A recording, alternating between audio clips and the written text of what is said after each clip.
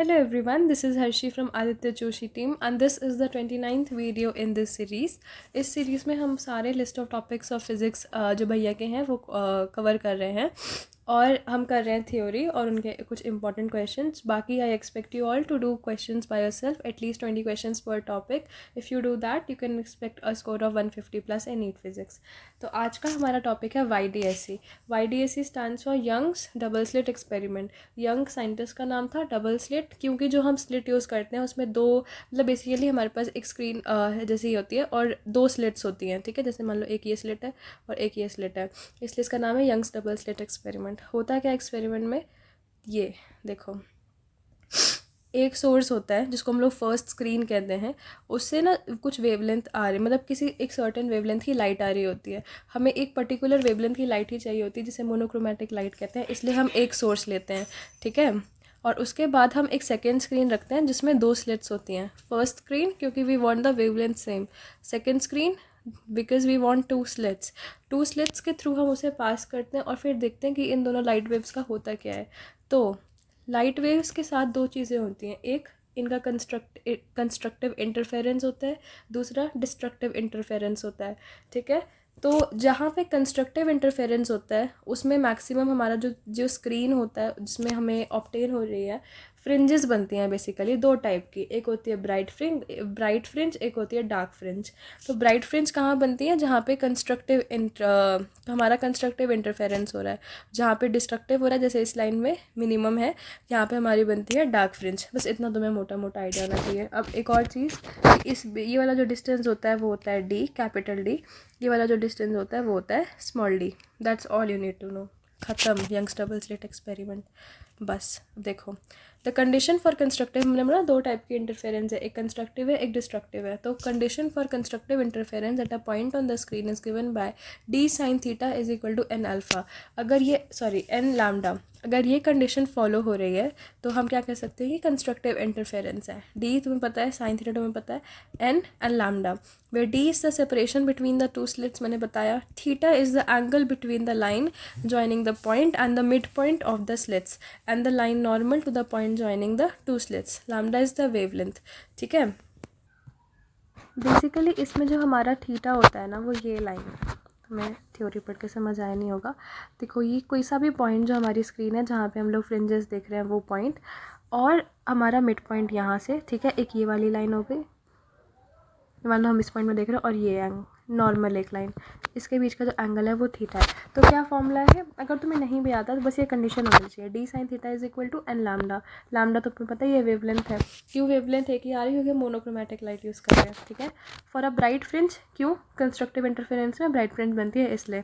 For a bright fringe at P at a distance x from the mid point on the screen which is at a distance D from the source, x का value होता है D upon में छोटा d n lambda. D छोटा d कौन सा होता है, स्लिट वाला, और D बड़ा वाला जो हमारा स्लिट वाले थी और स्क्रीन के बीच में जो डिस्टेंस था वो होता था कैपिटल D, है ना. जिसमें n की वैल्यू कोई सा भी इंटीजर हो सकता है, बेसिकली 0 1 2 0 भी हो सकता है. For first second third bright fringe respectively. और हमें कैसी ब्राइट फ्रिंजेस मिलती हैं, फर्स्ट ब्राइट फ्रिंज, फिर second bright fringe, third bright fringe. इनके बीच में क्या बनती है, डार्क फ्रिंज. मतलब मान लो ये जो मैंने बनाया ना, ये ब्राइट फ्रिंज बनाई है और इसके बीच में क्या है, डार्क फ्रिंज है. और इनकी वेट इक्वली होती है बेसिकली. ठीक है, वो हम आगे देख लेंगे. ओके, अब देखते हैं डिस्ट्रक्टिव इंटरफेरेंस के लिए. जैसे हमने कंस्ट्रक्टिव इंटरफेरेंस के लिए पढ़ा D sin theta is equal to n lambda. यहाँ पे क्या होता है डिस्ट्रक्टिव के लिए, D sin theta is equal to 2n + 1 lambda by 2n + 1. और इसके लिए n की वैल्यू और जो x है जो बेसिकली हमारा ऊपर में था क्या था, D/D n अल्फ़ा. यहाँ पे क्या हो जाएगा, D/D 2n + 1 alpha by 2, where n की वैल्यू फिर से हो सकती है for first second and third dark fringes respectively. Okay, ये वाला फॉर्मूला हो गया. अब देखो फ्रिंज विड्थ होती है. फ्रिंज विड्थ क्या होती है, बहुत इंपॉर्टेंट है ये. तो बेसिकली फ्रिंज विड्थ क्या होता है, वो होता है distance between two consecutive bright या डार्क फ्रिंज. जैसे कि ऐसे हमारे बन रही है ना, मान लो ये हमारी ब्राइट फ्रिंज है, तो दो कॉन्जिक्यूटिव ब्राइट फ्रिंज के बीच में जो डिस्टेंस होता है उसको कहते हैं फ्रिंज विड्थ. इसको रिप्रेजेंट किससे करते हैं, बीटा से. बीटा की वैल्यू कितनी होती है, कैपिटल D लैम्डा नीचे छोटा d, लैम्डा D अपॉन में छोटा d. ऐसे करके याद रखना, जो कैपिटल है वो ऊपर में होगा, डी लैम्डा अपॉन में छोटा डी। और ये क्या होता है, एक और चीज़, जो डिस्टेंस होता है between two dark fringes that is equal to the distance between two bright fringes. तो डार्क फ्रिंजेस ब्राइट फ्रिंजेस दोनों के बीच का डिस्टेंस सेम है, और कितना है, D lambda by D. Okay, fringe width depend करती है सराउंडिंग मीडियम पे, as the value of lambda is different in different media, क्योंकि देखो इसमें लैम्डा है ना, और लैम्डा की वैल्यू डिफरेंट होती है अलग अलग मीडियम में, तो ये सराउंडिंग मीडियम पे डिपेंड करती है। और अगर एक थिन ट्रांसपेरेंट मीडियम, जैसे कि कोई प्लेट है, जैसे कि यहाँ पे एक प्लेट लेकर आ गए, हम ये कह रहे हैं, if a thin transparent medium plate is introduced in the path of one of the interfering beams, it introduces an additional path difference, एक एडिशनल पाथ डिफरेंस आ जाता है, resulting in the shift of the entire fringe system. इसकी वजह से ना fringe system ही shift हो जाता है, लेकिन फ्रिंज विड्थ कॉन्स्टेंट रहती है। Shift is a measure of the thickness of the plate, however the fringe width remains the same. ठीक है, बेसिकली प्लेट लाने से क्या हुआ, एक एडिशनल मीडियम ले आए, तो जो पूरा फ्रिंज पैटर्न था ना ये वाला, ये ऊपर शिफ्ट हो जाएगा, ऐसे हो जाएगा। ठीक है, लेकिन क्या नहीं होगा, और जो ये शिफ्ट हो रहा है ना, ये एक मेजर रहेगी कितनी थिक थी प्लेट, जितनी थिक होगी उतना ज़्यादा शिफ्ट होगा। और लेकिन क्या शिफ्ट नहीं होता है, फ्रिंज विड्थ, बस इतना याद रख लेना। ओके चलो क्वेश्चन देखते हैं। क्वेश्चन देखो तो मैं ईजिली समझ आ जाएगा कि इससे ज़्यादा कुछ टॉपिक आते ही नहीं, फ्रिंज विड्थ ही है जो मेन है जिसको पूछा जाता है। पहला क्वेश्चन 2022 का PYQ है, if the screen is moved away from the plane of the slits, ये प्लेन ऑफ द स्लिट्स है और ये स्क्रीन है, तो अगर स्क्रीन को दूर लेके चले जाते हैं, यंग्स डबल स्लिट एक्सपेरिमेंट, तो हम क्या कर रहे हैं, बेसिकली फ्रिंज विड्थ हम लोग क्या बढ़ा रहे हैं, इससे डी बढ़ा रहे हैं, है ना। डी बढ़ाते हैं तो हमें बताना है कि एंगुलर सेपरेशन या लीनियर सेपरेशन, वर्ड्स में लोग हमें फंसाना चाह रहे हैं, angular separation, linear separation of the fringes. Linear separation of the fringes क्या होगा, फ्रिंज विड्थ होगी ना, फ्रिंज विड्थ होगी, क्योंकि फ्रिंज विड्थ है ना इनके बीच का डिस्टेंस। तो अगर हमें बोल रहा है linear separation, so that is what is fringe width, right. तो अगर ये दूर जा रहा है तो डी बढ़ रहा है, और फ्रिंज विड्थ का फॉर्मूला क्या होता है, लैम्डा डी बाई डी। तो अगर ये डी बढ़ेगा तो फ्रिंज विड्थ भी तो बढ़ेगी, तो linear separation of the fringes increases. ठीक है, एंगुलर की बात नहीं कर सकते, लीनियर। ठीक है, ओके ये क्वेश्चन हो गया। अभी क्वेश्चन देखते हैं। For Young's double slit experiment दो स्टेटमेंट्स दी हुई हैं, 2023 का PYQ है। स्टेटमेंट 1 है, if screen is moved away from the plane of slits, फिर से angular separation of the fringes remain constant. If the monochromatic, देखो यही वाली सेम, इन्होंने जो ये वाला क्वेश्चन दिया था इसको बस इस अगले साल ही डाल दिया वापस से एक स्टेटमेंट बना के।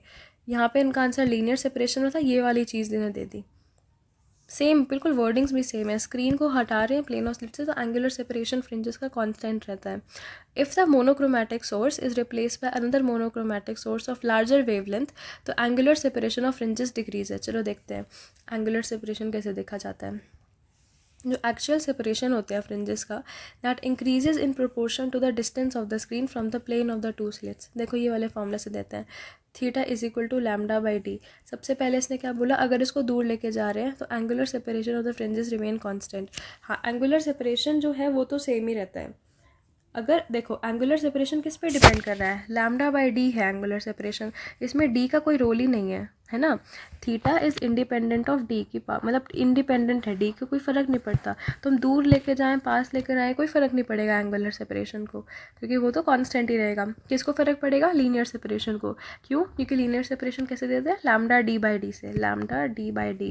तो यहाँ पे ये आ रहा है। दूसरे वाले केस में हम लोग वेवलेंथ चेंज कर रहे हैं, what is theta, theta is lambda by D, है ना। तो अगर वेवलेंथ बदलेंगे तो फ़र्क पड़ेगा। इसने क्या किया, लार्जर वेवलेंथ कर दी, तो एंगुलर सेपरेशन डिक्रीज नहीं इंक्रीज हो जाएगा। तो ये वाला स्टेटमेंट गलत है, ये वाला स्टेटमेंट सही है। ठीक है, तुम्हें इसमें क्या आना चाहिए था, इस क्वेश्चन को करने के लिए all you needed was the knowledge of one formula which is theta is equal to lambda upon में छोटा डी। ठीक है, तो इसको पढ़ लेना। अब देखो 2024 में क्या क्वेश्चन आया था, if the monochromatic source in Young's double, हाँ ये बहुत इंपॉर्टेंट है। ठीक है, अगर जो मोनोक्रोमैटिक सोर्स है हमारा, मैंने बोला ना मोनोक्रोमैटिक होना चाहिए, उसको हम वाइट लाइट से रिप्लेस कर दें। White light is not monochromatic, तुम्हें पता है वाइट लाइट में सारे होते हैं विबग्योर वाले कलर्स, है ना, तो इट्स नॉट मोनोक्रोमैटिक। तो क्या होगा, जब वाइट लाइट होता है उसमें सारे विजिबल वेवलेंथ होते हैं, ऑप्शन हम बाद में पढ़ेंगे। बात किसकी हो रही है, सेंट्रल फ्रिंज की हो रही है। ठीक है, देखते हैं वाइट लाइट में क्या होते हैं, सारे विजिबल वेवलेंथ्स होती हैं, राइट। तो at the centre zero path difference, क्योंकि देखो लाइट यहाँ से आई मतलब नीचे डायरेक्टली चली गई, तो जीरो पाथ डिफरेंस है।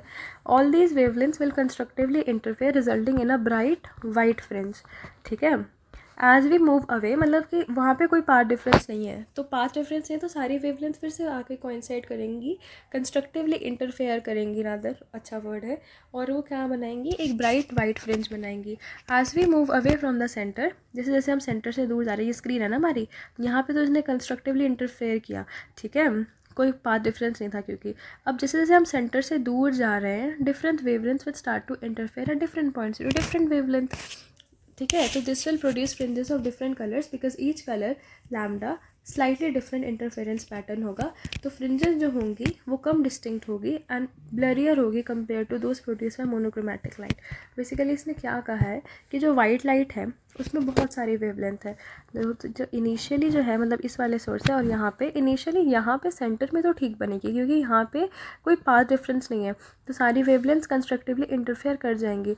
लेकिन जैसे जैसे हम दूर जाने लगेंगे ना, तो सारी वेवलेंथ का अलग अलग होता है मतलब इंटरफेयर करने का कैपेसिटी, और दूर जा रहे हैं, ठीक है, किसी की वेवलेंथ बड़ी है, किसकी बड़ी है, रेड की बड़ी है, वायलेट की छोटी है, तो वो साथ इंटरफेयर करेंगे ही नहीं, करेंगे नहीं, तो जो हमारा पैटर्न बनता है, जो बेसिकली हमारा नॉर्मल बनता था मोनोक्रोमैटिक में, वो अब यहाँ पे नहीं बनेगा, इसके कुछ मतलब ब्लर बनेगा और अलग अलग कलर्स का बनेगा। तो क्या लिखा है, देर will be a central dark fringe, नहीं सेंट्रल ब्राइट फ्रिंज ही होगी, क्यों, क्योंकि पाथ डिफरेंस मतलब कोई पाथ, हाँ बेसिकली कोई, देखो क्या लिखा है यहाँ पे मैंने,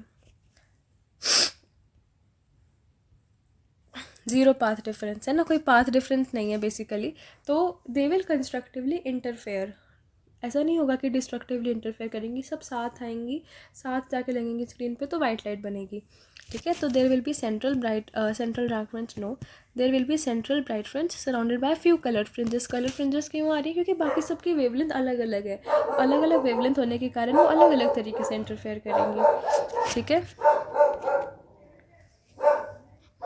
इंटरफेरेंस पैटर्न विल डिसअपियर, नहीं इंटरफेयर तो करेंगी। All bright fringes will be of equal width, नहीं, bright fringe central bright fringe बन गई, बाकी सारी अपने अलग अलग कलर बनाएंगी। चलो ठीक है, वाला क्वेश्चन हो गया। क्वेश्चन नंबर 4 देखते हैं। यंग्स डबल स्लिट एक्सपेरिमेंट में, ये भी 2024 में 2 क्वेश्चन आए इस टॉपिक से, इतना इंपॉर्टेंट है ये। YDSC में the wavelength of light used is increase, तो फ्रिंज विड्थ, इतना मतलब देख लो तुम, फ्रिंज विड्थ से 3 PYQ अभी तक हो गए 2 सालों में, इतना इंपॉर्टेंट टॉपिक है ये। बीटा क्या होता है, लैम्डा d/d होता है, इसने क्या बोला, वेवलेंथ को बढ़ा दो, वेवलेंथ को बढ़ाएंगे तो फ्रिंज विड्थ बढ़ जाएगी, दैट्स इट, बस। क्वेश्चन नंबर 5 देखते हैं, 2022 का PYQ है ये फिर से। यंग्स डबल स्लिट एक्सपेरिमेंट में एक स्टूडेंट ने ऑब्जर्व करी 8 fringes in a certain segment of the screen, जब मोनोक्रोमैटिक लाइट 600 नैनोमीटर वेवलेंथ की यूज़ कर रहे थे। अगर उस वेवलेंथ को 400 नैनोमीटर का कर दें तो कितनी नंबर ऑफ फ्रिंजेस बनेंगी सेम स्क्रीन पे।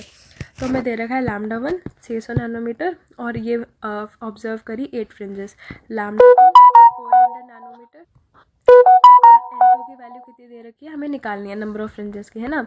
तो देखो, for the same segment of the screen, है ना, इन्होंने लिखा है certain segment of the screen, for the same segment of the screen n lambda d/d constant है।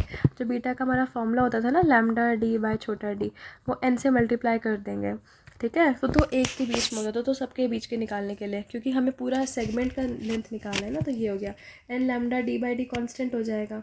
बेसिकली तुम समझ रहे हो कि एक पर्टिकुलर सेगमेंट की बात हो रही है, हमें एक इसके बीच का डिस्टेंस पता है, तो हम इसको मल्टीप्लाई कर देंगे n से, तो हमें पूरी लेंथ मिल जाएगी ना, वो कांस्टेंट हो जाएगा। तो इस फॉर्मूले को लगा दो, n1 लैम्डा 1 d1/d1 फिर से ये, तो d कैपिटल D तो सेम है, छोटा वाला d भी सेम है, क्योंकि स्लेट्स थोड़ी चेंज कर रही है हमने, उनके बीच का distance. Basically n1 lambda 1 n2 lambda 2, ये याद रख लेना अगर कभी क्वेश्चन आया लैम्डा और n वाला, n1 lambda 1 is equal to n2 lambda 2, ये इसकी डेरिवेशन होगी कि कहाँ से आया। और तुम्हें ये समझना चाहिए कि ये कांस्टेंट क्यों है। बेसिकली क्या है, दो के बीच का डिस्टेंस है फ्रिंज विड्थ, हमें नहीं पता कितनी बन रही है ना, n बन रही है मान लो, तो n को मल्टीप्लाई कर देंगे, जो दो का डिस्टेंस मतलब हमारा एक का डिस्टेंस है उससे मल्टीप्लाइड कर देंगे, n मल्टीप्लाइड बाय बीटा कर देंगे, तो हमें पूरी लेंथ नहीं मिल जाएगी, मिल जाएगी ना, क्योंकि ये सर्टेनली n है, मतलब जितने भी हैं वो n है, और उनके बीच का डिस्टेंस है, एक के बीच का डिस्टेंस है बीटा, तो पूरे का बीच का डिस्टेंस कितना हो जाएगा, बीटा मल्टीप्लाइड बाय n, है ना। ये समझना ज़रूरी है इस क्वेश्चन में, और तो कुछ नहीं है, बाकी सब कर लोगे। तो हमें पूरा सेगमेंट का लेंथ मिल जाएगा, और पूरा सेगमेंट का लेंथ कांस्टेंट है, तो हम ये वाला फॉर्मूला लगा देंगे, n1 लैम्डा 1 n2 लैम्डा 2 के बराबर हो गया। Will put the values and will get our answer. Okay, हमारा आंसर आ गया 12, तो 12 हो जाएगा। ठीक है, तो तुमने एक चीज़ नोटिस कर ली अब यहाँ पे कि जैसे लैम्डा कम किया वैसे n2 बढ़ गया, उल्टा होता, देख सकते हो। ओके, अभी क्वेश्चन देखते हैं। मोनोक्रोमेटिक लाइट है, फ्रीक्वेंसी दे रखी है 500 टेराहर्ट्ज। टेरा जो है ना, अगर कैपिटल टी देखें, बहुत अच्छा क्वेश्चन है, फिर से 2022 में बहुत बड़े से क्वेश्चन पूछे हैं इन्होंने। इसका मतलब होता है 10⁻12, बहुत बड़ी फ्रीक्वेंसी है, ऑर्डर ऑफ 10⁻12 की। इंसिडेंट हो रही है the slits of young double slit experiment में। जो डिस्टेंस बिटवीन द स्लिट्स है, मतलब छोटा डी दे रखा है 0.2 millimetre, and the screen is place distance 1 metre from the slits, तो कैपिटल डी 1 मीटर का दे रखा है। तो विड्थ बतानी है 10 फ्रिंजेस की, तो बीटा बताना है 10 फ्रिंजेस का, क्या हो जाएगा n lambda D by D, है ना। 10 फ्रिंजेस का, एक फ्रिंज का कितना होता है डी लैम्डा बाय छोटा डी, n फ्रिंजेस का कितना हो जाएगा n lambda D by D, ठीक है। तो बेसिकली तुम्हें फ्रीक्वेंसी दे रखी है, तुम्हें वेवलेंथ निकालनी आती है, क्योंकि इस फॉर्मूले में वेवलेंथ चाहिए, है ना। वेवलेंथ का फॉर्मूला क्या होता है, c अपॉन में न्यू, है ना। तो c लिखो, न्यू लिखो, 500/12, इसको सॉल्व किया, विल गेट आवर आंसर है दिस, ठीक है। बीटा के लिए हमें n पता है, लैम्डा पता चल गया, डी पता है, छोटा डी पता है, विल पुट द आंसर, मतलब वही बस वैल्यूज़ डालनी है और आंसर निकालना है, कुछ नहीं है। तो तुम्हें रियलाइज़ हो गया कि इससे क्या इंपॉर्टेंट है, फ्रिंज विड्थ बहुत इंपॉर्टेंट है, एक फॉर्मूला आना चाहिए, एंगुलर विड्थ का फॉर्मूला आना चाहिए, और क्या आना चाहिए, ये वाला चीज़ तुम्हें समझ में आ गया होगा, same segment of the screen के लिए n1 लैम्डा 1 d1 अपॉन में d1 is equal to n2 lambda 2 capital d2 upon में छोटा d2। और इसमें क्या आना चाहिए था, ये अलग चीज़ हमने पिछली वीडियो में भी इसे कवर कर लिया था, lambda is equal to c by nu, and will put the values and get our answer. I hope you understood all of this, और ये वाला तो समझ लेना और याद ही कर लेना अगर नहीं समझ आया तो, बाकी मैंने कोशिश करी है समझाने की। चलो ठीक है, थैंक यू।